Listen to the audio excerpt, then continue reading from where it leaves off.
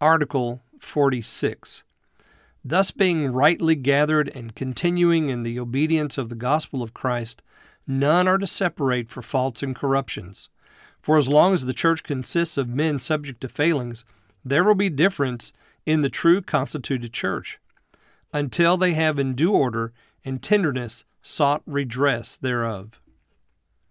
Article 47. And although the particular congregations be distinct and several bodies, every one is a compact and knit city within itself,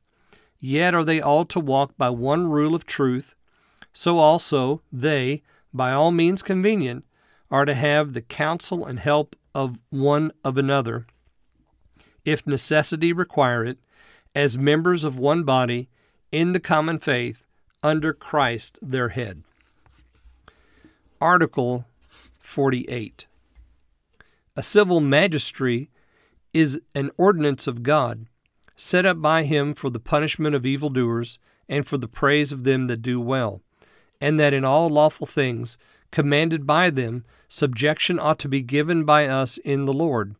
not only for wrath, but for conscience sake, and that we are to make supplications and prayers for kings and all that are in authority, that under them we may live a quiet and peaceable life in all godliness and honesty. Note: the supreme magistracy of this kingdom we acknowledge to be the king and parliament, now established, freely chosen by the kingdom, and that we are to maintain and defend all civil laws and civil officers made by them, which are for the good of the commonwealth. And we acknowledge with thankfulness that God hath made this present king and parliament honorable in throwing down the prelatical hierarchy because of their tyranny and oppressions over us, under which this kingdom long groaned, for which we are ever engaged to bless God and honor them for the same. And concerning the worship of God, there is but one lawgiver, which is able to save and destroy, James 4:12,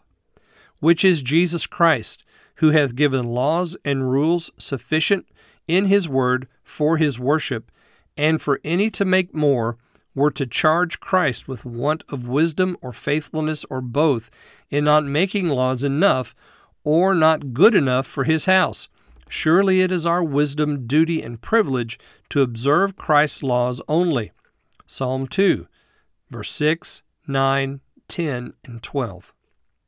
So it is the magistrate's duty to tender the liberty of men's consciences, Ecclesiastes 8:8, which is the tenderest thing unto all conscientious men, and most dear unto them, and without which all other liberties will not be worth the naming, much less enjoying, and to protect all under them from all wrong, injury, oppression, and molestation.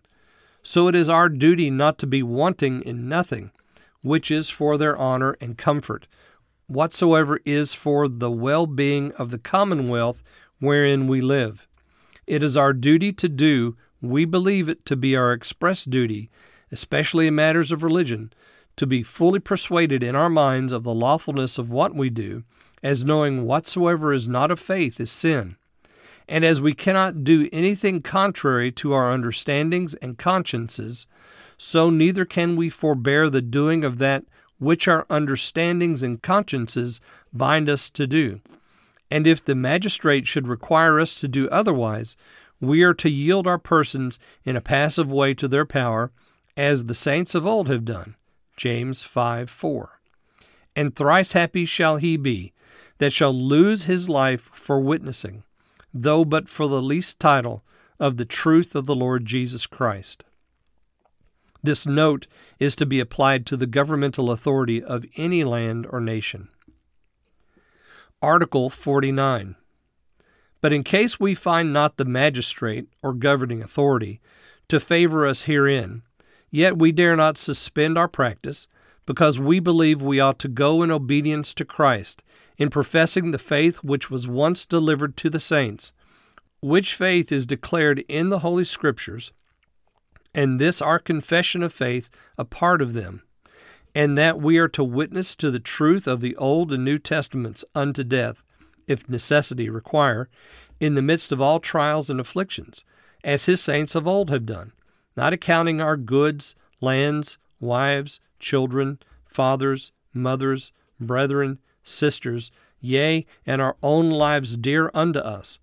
so we may finish our course with joy, remembering always that we ought to obey God rather than men,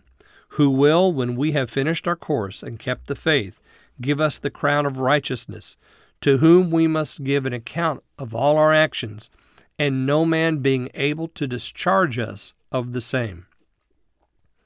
Article 50. It is lawful for a Christian to be a magistrate or civil officer, and also it is lawful to take an oath, so it be in truth and in judgment and in righteousness, for confirmation of truth and ending of all strife, and that by wrath and vain oaths the Lord is provoked and this land mourns.